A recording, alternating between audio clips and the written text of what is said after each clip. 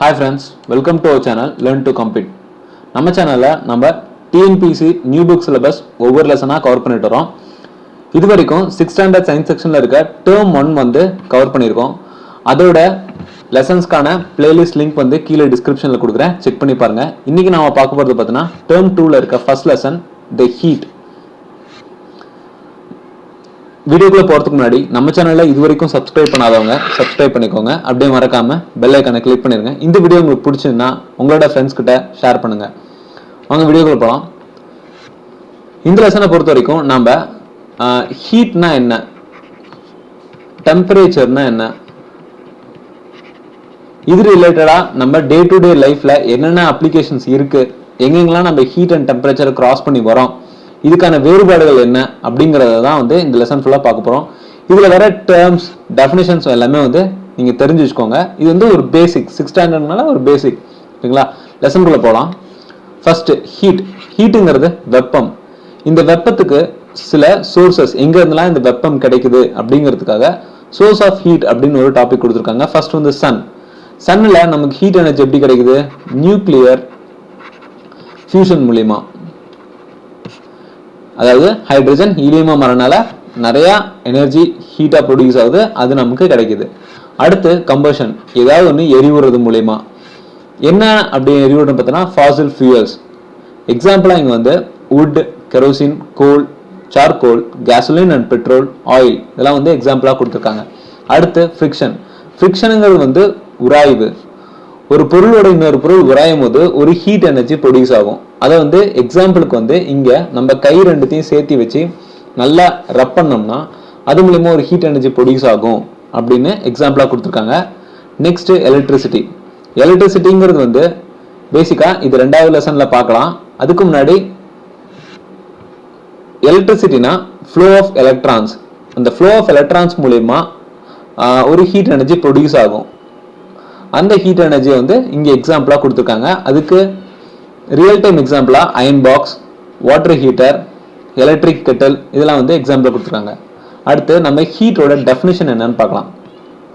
ஹீட்டை பொறுத்த வரைக்கும் heat is an energy that rises the temperature of a thing by causing the molecules in that thing to move faster. அதாவது ஒரு ஆப்ஜெக்ட்னு வச்சுக்கோங்களேன். அந்த ஆப்ஜெக்ட்ல பொருட்கள் மாலிகூல்ஸ் வந்து பிரசன்ட் ஆயிருக்கும். ஓகேங்களா? எந்த ஒரு ஆப்ஜெக்ட் எடுத்தாலுமே வந்து அதுல மாலிகூல்ஸ் பிரசன்ட் ஆயிருக்கும். இந்த மாலிகூல்ஸ் எல்லாமே வந்து ஏதோ ஒரு அரேஞ்ச்மெண்ட்ஸ்ல இருக்கும். அது ஒவ்வொரு பொருளை பொறுத்தது. வாட்டர், அதாவது சாலிட், லிக்விட், கேஸை பொறுத்த வரைக்கும் இந்த மாலிகூல்ஸ் அரேஞ்ச்மெண்ட் ஆயிருக்கும்.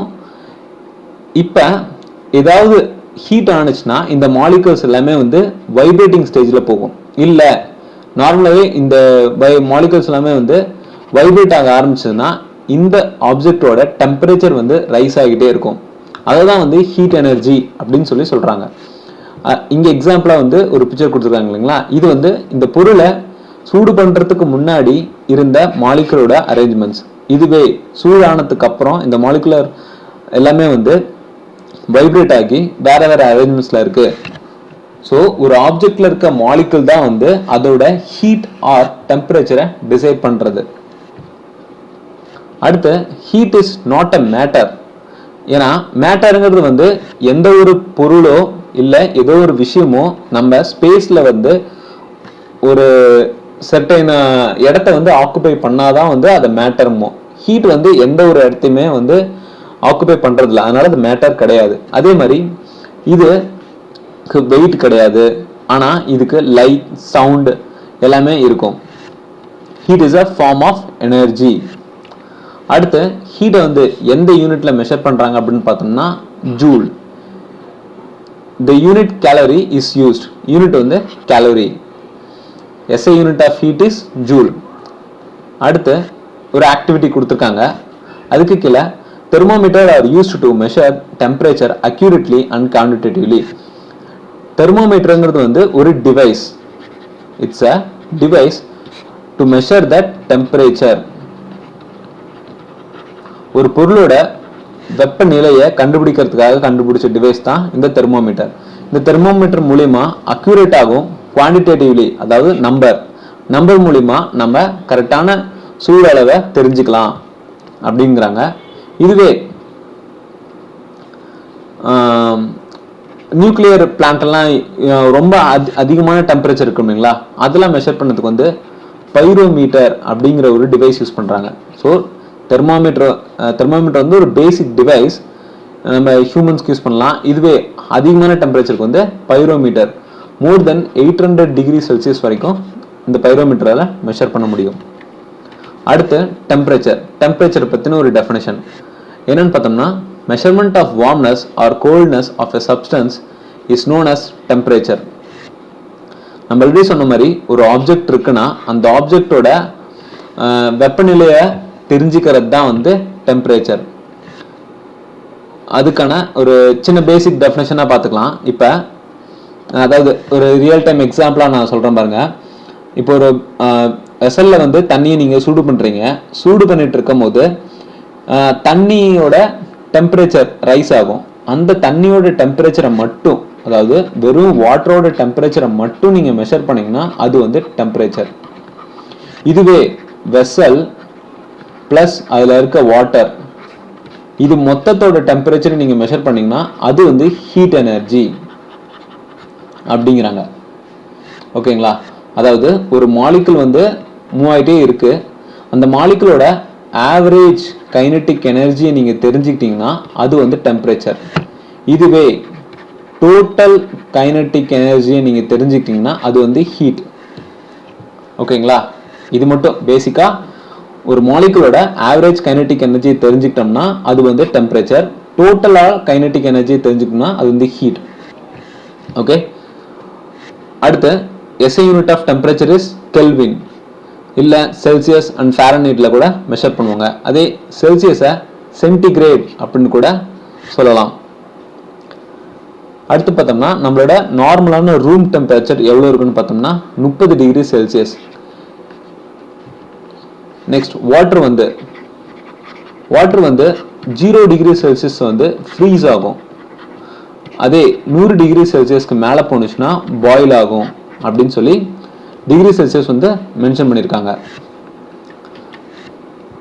இதில் நிறைய எக்ஸாம்பிள்ஸ் கொடுத்துருப்பாங்க, அதெல்லாம் தெரிஞ்சுக்க வேணாம். நார்மலாக இது மட்டும் சின்ன சின்ன டெஃபினேஷன் மட்டும் தெரிஞ்சுக்கோங்க. அடுத்து பார்த்தோம்னா நம்ம coldest temperature in the world was measured in the Antarctica continent. Antarctica continent தான் இருக்கிறதுலே ரொம்ப குளிர்மையான வெப்பத்தை கண்டுபிடிச்சிருக்காங்க. அது எப்பன்னு பார்த்தோம்னா எவ்வளோன்னு பார்த்தோம்னா -89 டிகிரி செல்சியஸ்.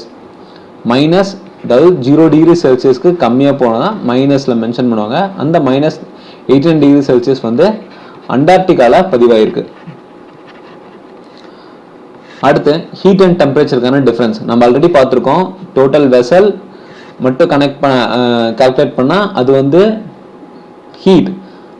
வெசலில் இருக்க தண்ணி மட்டும் கால்குலேட் பண்ணால் அது வந்து டெம்பரேச்சர். அதுதான் இங்கே temperature measures the average kinetic energy of the molecules.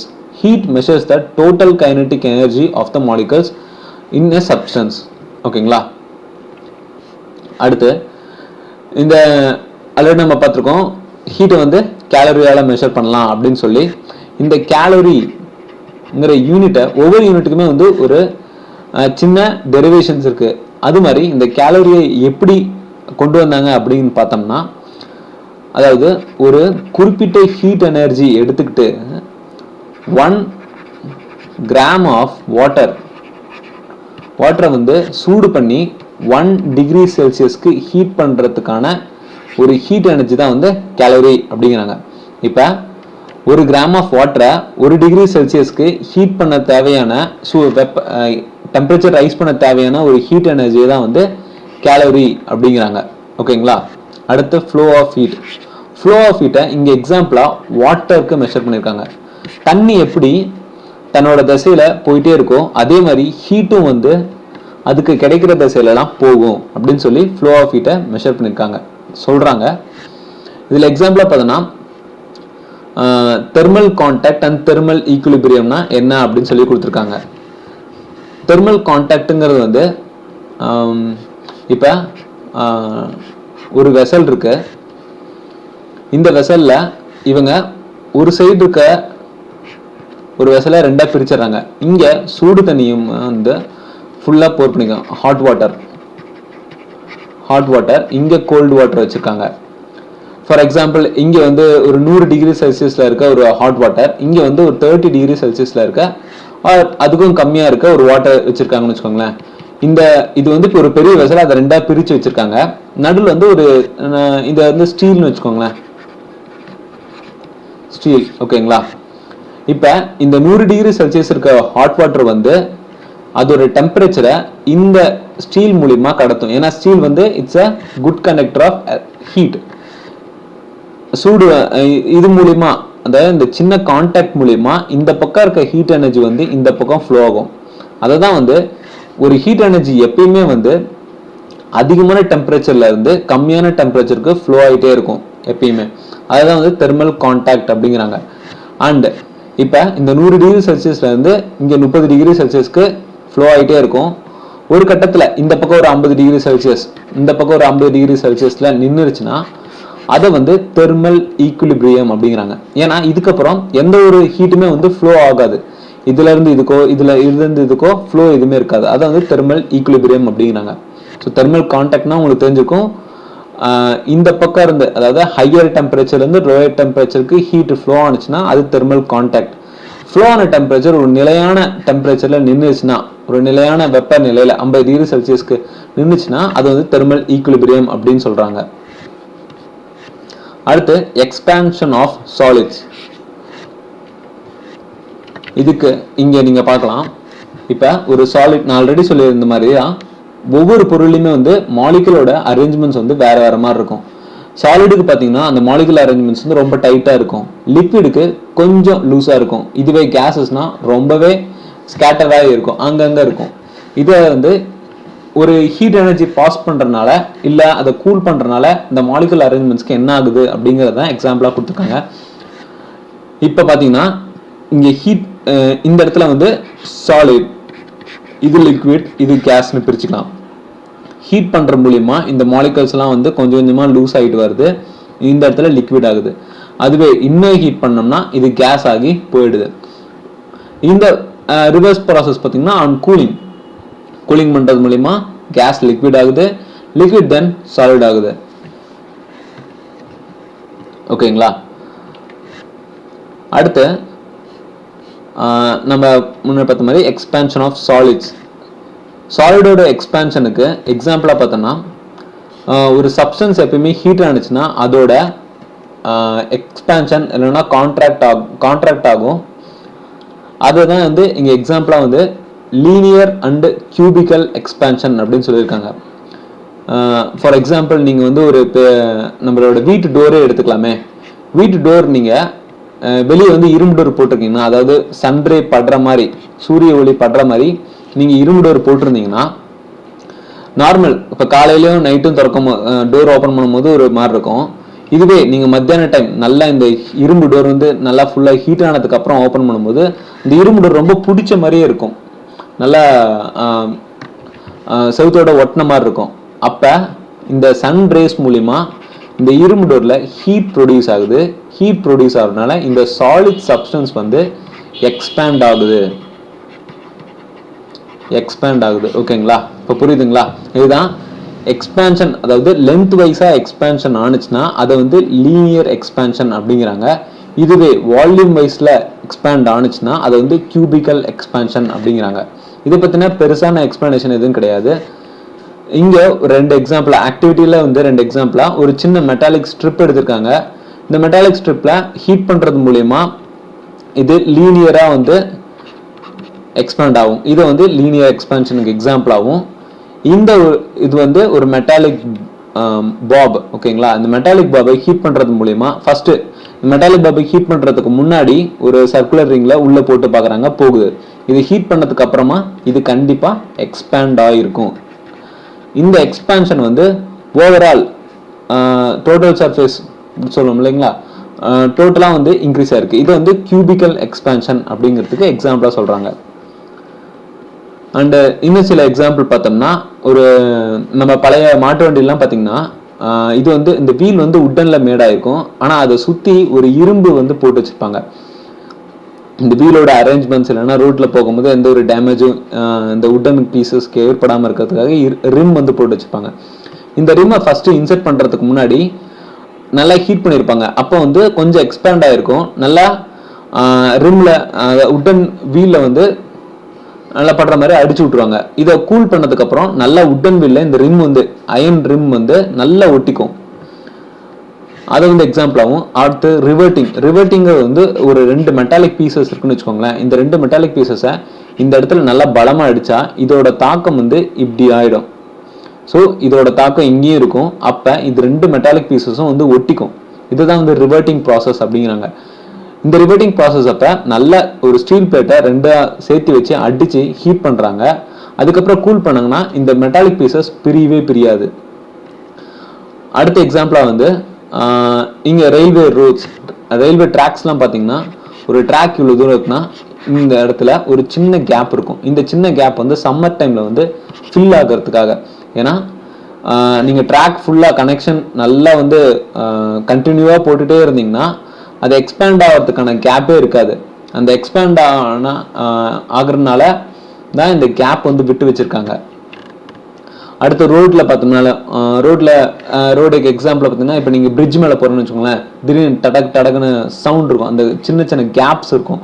இது எதுக்காகனா அந்த பிரிட்ஜ் வந்து சம்மர் டைமில் அதோட ரோடு போட்டிருக்கிறது வந்து கொஞ்சம் எக்ஸ்பேண்ட் ஆகும். அந்த எக்ஸ்பேன்ஷனுக்கு நம்ம வந்து ஒரு பாத் கொடுக்கணும் அப்படிங்கிறதுக்காக தான் அந்த கேப் விட்டு வச்சுருக்காங்க. அடுத்து கிளாஸ் ஒரு எக்ஸாம்பிள் எதுக்கு சொல்லியிருக்காங்கன்னா cracking of a thin glass tumbler. ஒரு கிளாஸ் வந்து it's a poor conductor of heat. இது வந்து ஹீட் எனர்ஜி வந்து கடத்தாது. இப்போ நீங்கள் என்ன பண்ணுறீங்கன்னா ஒரு 100 டிகிரி செல்சியஸ் இருக்க வாட்டரை வந்து இதுக்குள்ளே ஊற்றுறீங்கன்னா இந்த டெம்பரேச்சர் வந்து வெளியே வரவே வராது. இப்போ நம்ம ஆல்ரெடி பார்த்த மாதிரி வாட்டர் இருக்கிறத வந்து நீங்கள் ஊற்றி வச்சுறீங்க. வெளியே வந்து 30 டிகிரி செல்சியஸ் தான் இருக்குது. பட் உள்ளே வந்து 100 டிகிரி செல்சியஸ் இருக்குன்னா இந்த ஹீட் எனர்ஜியால் வெளியே வர முடியாது. ஏன்னா கிளாஸ் வந்து it's a poor conductor of heat energy. வெளியே 30 தான் இருக்கும், உள்ள ஆனால் 100 டிகிரி எப்பயுமே இருந்துகிட்டே இருக்கும். இந்த மாதிரி டைமில் வந்து உள்ள inner surface of the tumbler வந்து கிராக் ஆக ஆரம்பிச்சிடும். இதுதான் வந்து டம்ளர் வந்து cracking of a thick glass tumbler அப்படின்னு சொல்லி ஒரு சின்ன எக்ஸாம்பிளாக கொடுத்துருக்காங்க. அடுத்து எலக்ட்ரிக் ஒயர்ஸும் அதே மாதிரி தான்.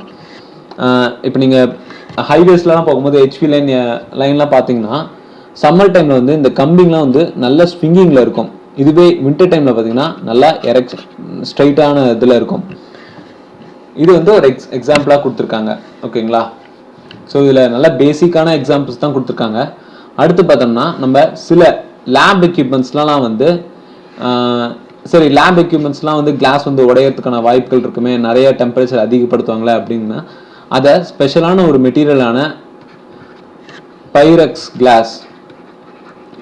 கிளாஸால் மேட் பண்ணுறாங்க. அதனால தான் வந்து அது உடையறதில்ல. ஓகேங்களா? அதை போரோசிலிகேட் கிளாஸ் அப்படிங்க, இல்லைனா பைரஸ் கிளாஸ் அப்படிங்கிறாங்க. இந்த வீடியோ உங்களுக்கு பிடிச்சதுன்னா please share and subscribe to our channel. Thank you.